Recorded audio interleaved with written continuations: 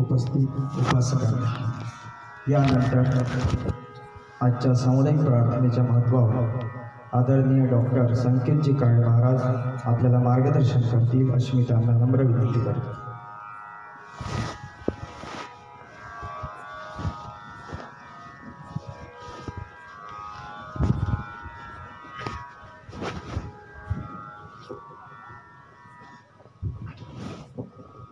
परम पूजनीय श्री गुरुदेव आणि राष्ट्रसंत तुकडोजी महाराज साहित्य संमेलनाकरिता या विशेष प्रार्थनेच्या प्रसंगी उपस्थित सर्व प्रार्थना प्रेमी उपासकांनो, उपासिकांनो, सहितस्य सह भाव तस्य साहित्य असं साहित्याची व्याख्या केली आहे. प्राणी मात्रांच्या हिताचा विचार करून जे निर्माण झालेलं आहे त्याला खऱ्या अर्थानं साहित्य असं म्हणतात.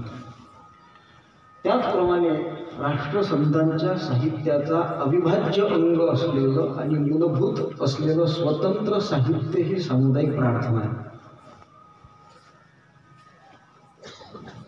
या प्रार्थनेचा जर विचार केला, हे स्वतंत्र साहित्य आहे महाराजांचं, छोटंसं आहे. ज्ञानेश्वर महाराजांनी म्हटल्याप्रमाणे बिंब तरी बचके एवढे तरी प्रकाशाशी त्रैलोक्य थोकळे, अशी या प्रार्थनेची महती आहे. मित्र हो, ही प्रार्थना फक्त 8 श्लोकांमध्ये आहे. 32 ओळी त्याच्यात आहेत. 8 श्लोक फक्त प्रार्थनेचे आहेत. ब्रह्मलीन पूजनीय संत सुदामजी दादा सावरकर यांनी जे प्रार्थनेचं भाष्य केलं आहे त्या भाष्याचा सार गर्भ तत्व मी थोडक्यात तुमच्यासमोर मांडतो आहे. 8 श्लोकाची ही प्रार्थना आहे. हे 8 श्लोक काय सुचवतात? महाराजांचा अखिल भारतीय गुरुदेव शिवमंडळाच्या निर्मितीच्या पाठीमागचा जो मूळ उद्देश होता, जे ध्येय होतं, ते हे होतं कि व्यष्टि से लेकर समष्टि और समष्टि से परमेष्टि भावना तक पहुँच जाने के लिए विविध सेवा भावी साधनों द्वारा चलाए जाने वाले इस संस्था का नाम अखिल भारतीय गुरुदेव सेवा मंडल रखा गया है. ते महाराजांनी निर्माण केलेल्या सेवा मंडळाच्या मूळ संविधानातला सुरुवातीचा हा पॅरेग्राफ होता. हा मूळ उद्देश आहे की व्यक्ती हा व्यक्तिभावापासून समूह भावापर्यंत आणि समूहामधल्या ऐक्यतेपर्यंत तो व्यक्ती पोचला पाहिजे. समूहामध्ये ऐक्य भावना, ज्यालाच अद्वैत म्हणतात, तिथपर्यंत हा व्यक्ती पोहोचला पाहिजे. हे महाराजांच्या गुरुदेव सेवा मंडळाच्या निर्मितीच्या पाठीमागचं ध्येय होतं. आणि तेच ध्येय महाराजांच्या प्रार्थनेत आहे. मी बोललो आता की 8 श्लोक आहेत. हे 8 श्लोक काय सुचवतात? अध्यात्मशास्त्र असं सांगते की हे जगत अष्टधा प्रकृतीपासून निर्माण झालेलं आहे. श्रीमद भगवद्गीतेमध्ये त्याचं वर्णन आलेलं आहे की हे अष्टधा प्रकृतीपासून बनलेलं आहे. भिन्न प्रकृती अष्टधा असा एक श्लोक गीतेमध्ये आलेला आहे. भूमिरापो नभ वायु खम न बुद्धिरेव च अहंकारमिति अन्ये भिन्न प्रकृती अष्टधा. 5 तत्व पृथ्वी, आप, तेज, वायू, गगन आणि रजोगुण, तमोगुण आणि सत्वगुण अशा 8 तत्वापासून अष्टधा प्रकृतीपासून हे जग बनलेलं आहे. ह्या अष्टधा प्रकृतीच्या पलीकडे किंवा ही अष्टधा प्रकृतीचं जे आधारभूत तत्व आहे त्या तत्वापर्यंत पोहोचण्यासाठी आणि त्या तत्वाशी समरस होण्यासाठी आणि ती समरसता आपल्या जगात वावरत असताना ती समानता, ती समरसता, ती एकात्मता अनुभवण्यासाठी, तिचा उपभोग घेण्यासाठी ही सामुदायिक प्रार्थना महाराजांनी निर्माण केली. अध्यात्मशास्त्रामध्ये काही अंतरंग साधना सांगितलेल्या आहेत. जीवाला जिथं जिथं भेदभाव आहे, द्वैत भाव आहे, तिथं दुःख आहे.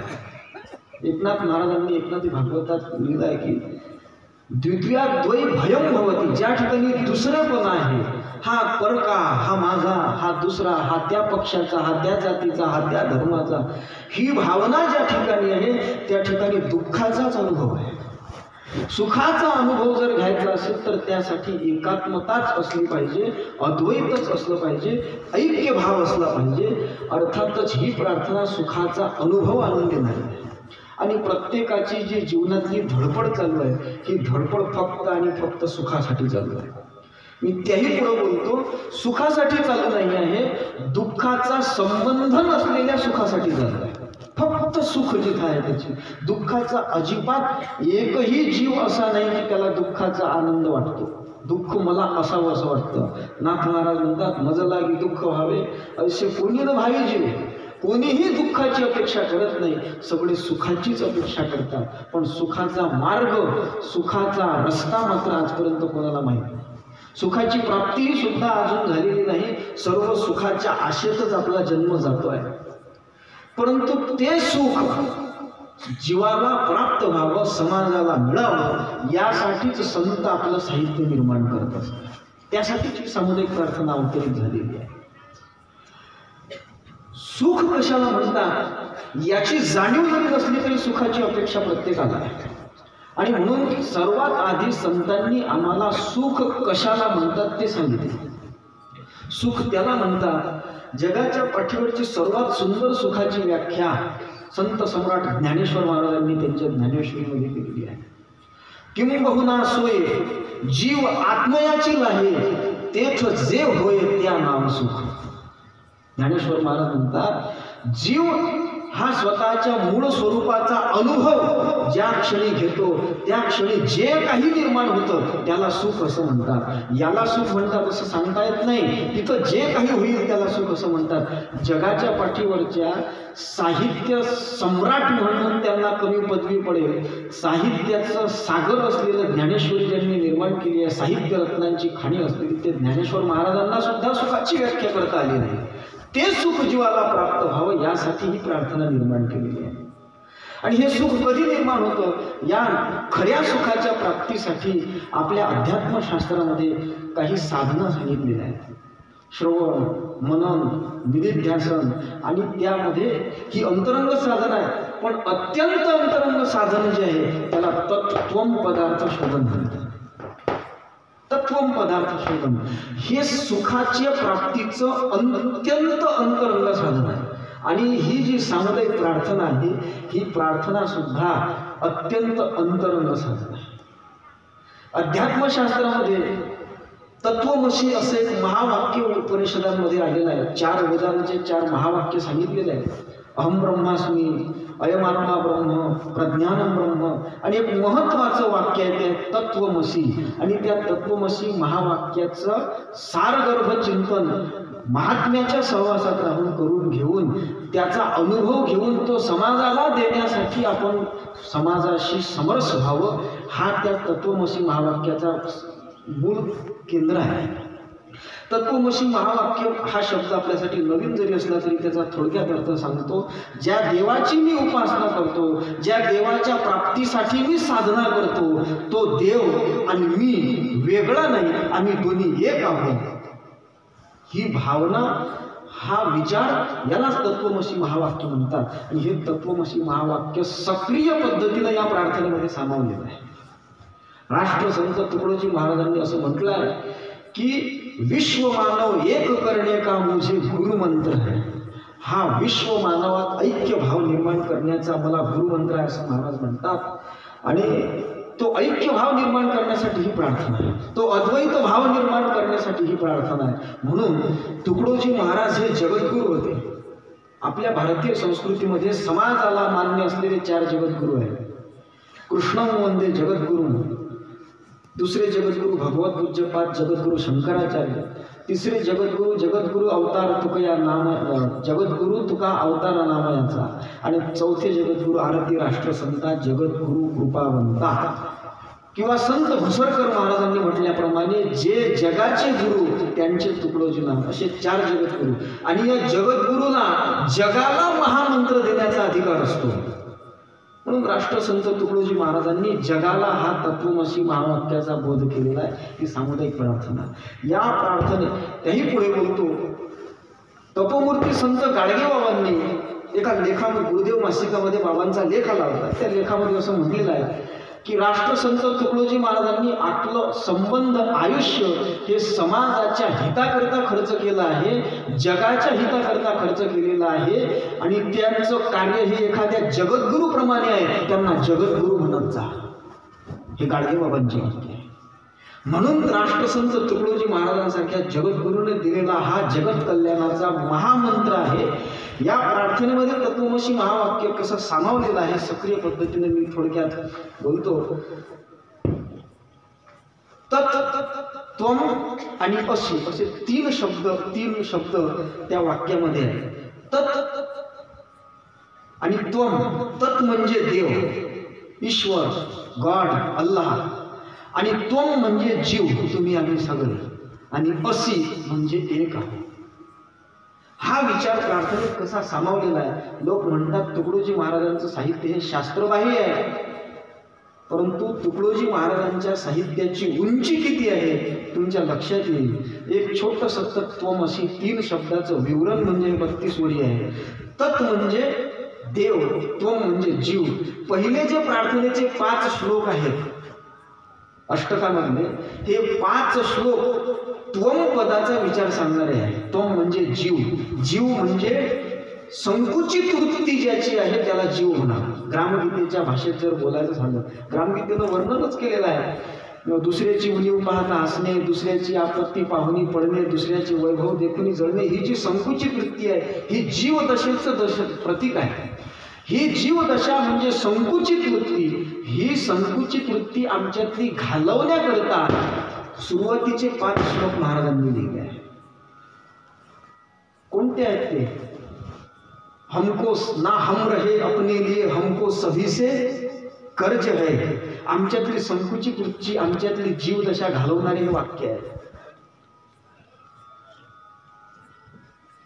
परमार्थ में व्यवहार हो, ना हम रहे अपने लिए, हमको सभी से गर्ज है. गुरुदेव यह आशीष दे जो सोचने का फर्ज है. हे जे वाक्य आहे ते काय सांगतात? आपल्यातली जीवदशा, आपल्यातली संकुचित वृत्ती घालवून आपल्यातली व्यापक वृत्ती आपल्यामध्ये निर्माण करण्याचा विचार या 5 श्लोकांमध्ये दिला आहे. सगळे 5 श्लोक तुम्ही वाचून घ्या. प्रार्थनेचं भाषण फक्त 15 ते 20 मिनिट असते, मी सगळा विचार सांगू शकत नाही. तुम्ही अष्टकातले 5 श्लोक वाचून पहा. त्याच्यामध्ये आपली वृत्ती विशाल करण्याच्या दृष्टीनंच विचार आलेले आहे. किती व्यापकता. आम्ही जर सेवक असू तर परवाह नाही हो जान की सेवा करून को दान. आमचा जो दास असेल, आमचा जो नोकर असेल, प्रसंगी त्याचीही सेवा करण्यासाठी आम्ही आमच्या जीवाची पर्वा करू नये. किती व्यापकता विचार. हा विचार व्यापकतेकडे नेणारा म्हणजे जीवदशेतून, संकुचित वृत्तीतून बाहेर नेणारा, त्वम पदाचा विचार सांगणारा, त्वम या शब्दाचा विचार सांगणारा विचार या 5 श्लोकामध्ये आलेला आहे. पुढे सामुदायिक प्रार्थनेचा मध्यबिंदू आहे. तो मध्यबिंदू हा आहे, पूज्य सुदामदादांच्या मतानुसार वेदामध्ये 3 कांड आहे असं सांगितलेलं आहे. सगळे ग्रंथ त्रिकांडात, ग्रामगीतेसहित सगळे ग्रंथ हे त्रिकांडात्मक आहेत. ज्ञानेश्वर महाराजांनी म्हटलंय त्रिकांड स्वरूपिणी श्रुतीच ही कोडीस वाणी असं गीतेचं वर्णन त्यांनी केलं आहे. ते 3 कांड, कर्मकांड, उपासना कांड आणि तिसरा आहे ते ज्ञानकांड. राष्ट्रसंत तुकडोजी महाराजांच्या या सामुदायिक प्रार्थनेमध्ये हे 3ही कांड एका ओळीमध्ये सामावलेले आहेत. वेदाला त्याच्यासाठी हजारो श्रुती, हजारो मंत्र खर्च करावे लागले. तो विचार तुकडोजी महाराजांनी एका ओळीमध्ये सांगितलेला. निर्भय रहे हम कर्म में पर्दा खुला कर स्नेह का. हे सामुदायिक प्रार्थनेमध्ये आलेलं वेदातलं कर्मकांड आहे. गाते रहे प्रभु नाम पर प्रभुतत्व पाने के लिए. हे सामुदायिक प्रार्थनेमध्ये आलेलं वेदामधलं उपासना कांड आहे. आणि हो ब्रह्मविद्या का उदय यह जी तराने के लिए. हे सामुदायिक प्रार्थनेमध्ये आलेलं वेदामधलं ज्ञानकांड आहे. ही उपासना जी महाराजांनी सांगितलेली आहे, उपासना कशासाठी सांगितली? गाते रहे प्रभु नाम, कशासाठी? प्रभुतत्व पाने केले. हे उपासनेचं तत्व मध्यंतरी सांगितलं.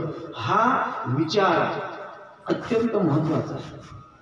आणि त्यापुढे 6व्या श्लोकामध्ये तत्पदाचं वर्णन केलं. तत् शब्दाने, तत्पदाने ज्याला आपण देव म्हणतो, ज्याला ब्रह्म म्हणतात, ज्याला ईश्वर म्हणतो.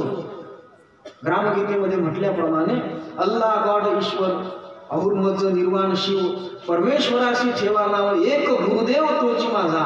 हा जो गुरुदेव आहे, या जगाचं अधिष्ठान असलेली जी शक्ती आहे, ज्याला जगत चालक परमात्मा म्हणतो, तो कसा आहे तसा आपल्याला व्हायचा आहे. त्याचं वर्णन केलं. सच ज्ञान ही तू है सदा यह विश्वभर में ध्यान हो. ते चेतन शक्ती कशी आहे? सच ज्ञान ही तू, ते सत्य स्वरूप आहे, ज्ञान स्वरूप आहे. ग्रामगीतेनंही म्हटलं आहे की तू सत्य ज्ञानानंद निष्कामा. हे महाराजांनी आपल्या खिशातलं काढलेलं नाही, हे उपनिषदातला मंत्र आहे. सत्य ज्ञान अनंतम ब्रह्म, त्याचं विवरण आहे. म्हणून ते ब्रह्म कसं आहे, तो देव कसा आहे, ज्याची उपासना आम्ही करतोय, ज्याच्याशी आम्हाला एकरूप व्हायचं आहे, तो कसा आहे? तू है निरामय एक रस, है व्याप्त भी अरुशेष भी. असं ते चेतन तत्व आहे, ज्याच्याशी आम्हाला एकरूप व्हायचं आहे. हा 6व्या श्लोकामध्ये आलेला जो विचार आहे, हा 6व्या श्लोकातला विचार हा तत्पदाचा विचार सांगणार आहे. आमच्यातली संकुचित वृत्ती गेली पाहिजे. आणि या 6व्या श्लोकामध्ये ज्या पद्धतीनं त्या चेतन शक्तीचं वर्णन केलेलं आहे, त्या चेतन शक्तीच्या जे सद्गुण आहे, ती सद्गुण आमच्यामध्ये उतरून आम्ही त्याच्या समान झालो पाहिजे, त्या स्वरूपाची अनुभूती आम्हाला आली पाहिजे. यासाठी त्याचं वर्णन महाराजांनी 6व्या श्लोकामध्ये केलेलं आहे. पुढे एक महत्वाचा भाग आहे. भगवद्गीतेनं सांगितलं आहे की ममय वंशो जीव लोके, किंवा ग्रामगीता म्हणते जीव हा ईश्वराचा अंश. असं असताना त्या व्यापक, तो ज्याचे आम्ही अंश आहोत तो व्यापक आहे, पण त्याचे अंशी आम्ही संकुचित वृत्तीचे झालो. याच्या मागचं कारण काय आहे? त्याचं कारण आमच्यामध्ये आम्ही उपाधीचा त्याग न करता उपाधी धारण केलेला आहे. मी अमुक धर्माचा, मी अमुक पंथाचा, मी अमुक संप्रदायाचा, मी अमुक पक्षाचा, मी अमुक विचारधारेचा, मी अमुक पदाचा, या सगळ्या गोष्टींच्या उपाधी आम्ही धारण केलेल्या आहे. मी स्पृश्य आहे, मी तो अमुक अस्पृश्य आहे. ह्या भावना आमच्यामध्ये संकुचित वृत्तीच्या आम्ही धरून ठेवल्या, ह्या उपाधी आम्ही आमच्या भोवती धरून ठेवल्या, म्हणून त्याच्यामध्ये आमच्यामध्ये अंतर पडलं. आणि म्हणून 7व्या श्लोकामध्ये महाराजांनी सांगितलं, यह दूर हो सब भावना, हम नीच है अस्पृश्य है. आमच्यामधली ही भावना निघून गेली पाहिजे. या ठिकाणी विशेषतः पूज्य सुदामदादा सावरकरांनी सांगितले की आम्हाला लोकांनी स्पृश्य अस्पृश्य समजावं की न समजावं हा त्यांचा प्रश्न आहे. मुळात आम्हाला अस्पृश्य समजू नये, आम्हाला नीच समजू नये. कारण आम्ही नीच नाही, आम्ही अस्पृश्य नाही, आम्ही त्याचे अंश. म्हणून यह दूर हो सब भावना, हम नीच है अस्पृश्य है, हर जीव का हो शुद्ध मन, जब कर्म उनके स्पृश्य है. अर्थात आम्ही अस्पृश्य नाही, आम्ही नीच नाही, आम्ही अमुक जातीचे नाही, आम्ही पंथाचे नाही. जगद्गुरु तुकाराम महाराजांनी म्हटल्याप्रमाणे एक कुळ जाती वर्ण हे सर्वची अकारण. या पद्धतीनं आम्ही सर्व एक होऊन जातीय वृत्ती सोडून वाढवू गुणांची कला, हा विचार महाराजांनी या 7व्या श्लोकामध्ये दिला. म्हणजे ज्या उपाधीमुळे आमच्यामध्ये हा भेद निर्माण झालेला आहे की आम्ही संकुचित झालो आणि आमचा ईश्वर हा व्यापक आहे, हा भेद जो आमच्यामध्ये निर्माण झाला तो या उपाधीमुळे झाला. म्हणून या उपाधीचा परित्याग करा. या उपाधीचा परित्याग केल्यावर मग काय? मग आहे असी पद. मी बोललो होतो की तत्त्वम असी. असी म्हणजे एक आहे. कसे एक आहे? महाराजांनी 8व्या श्लोकामध्ये, शेवटच्या श्लोकामध्ये सांगितलं की हो ज्ञान सब में एक ही, जिससे मनुज निशंक हो. आणि आम्ही तत्वानं एक असलो पाहिजे. हो भिन्न हो, हम भिन्न हो इस देह से, पर तत्व से सब एक हो. आम्ही तत्वानं एक असलो पाहिजे. म्हणजे असी म्हणजे एकपणा, ऐक्यपणा. आम्ही तत्वानं एक असलो पाहिजे. हा विचार या प्रार्थनेच्या 8व्या श्लोकातून दिला. सर्वच या भाषणाचं चिंतन जर तुम्ही सूक्ष्म पद्धतीनं कराल तर तत्त्वम अशी, तो तू आहेस. तू जो संकुचित वृत्ती धारण केलेला जीव आहे, तू असा नाही आहेस. तू अस्पृश्यतेची निजतेची स्वतःची जी भावना आहे उपाधी आहे ती बाजूला सार त्या व्यापक तत्वावरून तू वेगळा नाही तू तोच आहे आणि मग हा अनुभव जेव्हा येतो त्यावेळेस जो जो नजर पडले सृष्टी पर मै ही हू बदलावे हा अनुभव येतो मग कुठं भेद राहतो मग भेद कल्पना जाती रसातळा प्रार्थनेच्या मुशी माझी ती भेद कल्पना रसातळाला घालण्याकरता ही सामुदायिक प्रार्थना आहे आणि त्याकरता ही सामुदायिक प्रार्थना हे तत्वमसी महावाक्याचं विवरण आहे हे अत्यंत अंतरंग साधन आहे म्हणून गुरुदेव सेवा मंडळाची खरी व्याख्या सांगतो गुरुदेव सेवा मंडळ म्हणजे मुमुक्षूचा संप्रदाय आहे मुमुक्षू लोकांचा समूह त्याला गुरुदेव सेवा मंडळ म्हणतात कारण हा गुरुची उपासना करणारा आहे पूज्य सुदामदादा सावरकर प्रचारकाचं नाव घेत असताना गुरुभक्तीपरायण लिहित होते कारण गुरुचा भक्त हा मुमुक्षू असतो आणि त्या मुमुक्षूला हा तुकडोजी महाराजांनी केलेला उपदेश आहे तो उपदेश मुराशी बाळगून त्या ऐक्य भावाकडे जाण्याची शक्ती गुरुदेवानं तुम्हाला मला सर्वांना प्रदान करावी अशी गुरुदेवाजवळ प्रार्थना करून या सामुदायिक प्रार्थनेच्या दृष्टीनं केलेलं हे चिंतन श्री गुरुदेवाच्या चरणी समर्पित करतो जय गुरु